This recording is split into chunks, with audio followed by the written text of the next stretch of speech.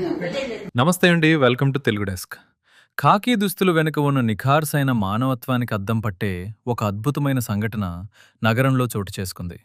ఒక దివ్యాంగుడి చిరకాల స్వప్నాన్ని నిజం చేస్తూ మల్కాజిగిరి పోలీస్ కమిషనర్ సుమతి గారు ఆదర్శంగా నిలిచారు.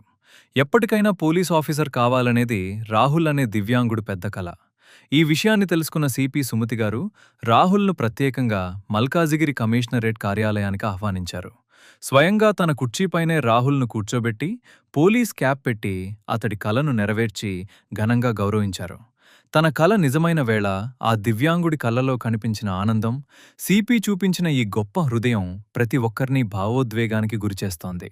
సమాజంలో కాకి అధికారానికే కాదు, ఆప్యాయతకు, మానవత్వానికి నిదర్శనమని నిరూపించిన సిపి సుమతిగారిపై సర్వత్రా ప్రశంసల వర్షం కురుస్తోంది. దివ్యాంగుడి కలను నిజం చేసిన సిపి సుమతిగారి ఉదారతపై మీ అభిప్రాయాన్ని కింద కామెంట్ చేయండి.